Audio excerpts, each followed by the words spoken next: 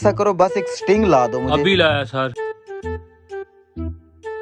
ये ले सर, और कोई चीज? नहीं sir thank you. Okay sir.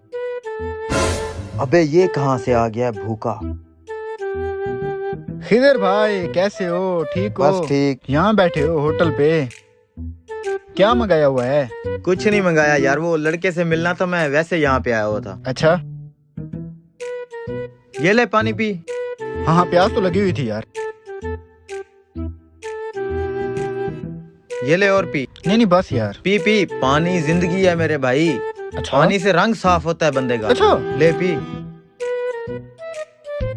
और भी पी एक गिलास। नहीं नहीं थोड़ा बस यार। सा। एक गिलास। नहीं नहीं बस, एक इलायची की भी गुंजाइश नहीं है अब।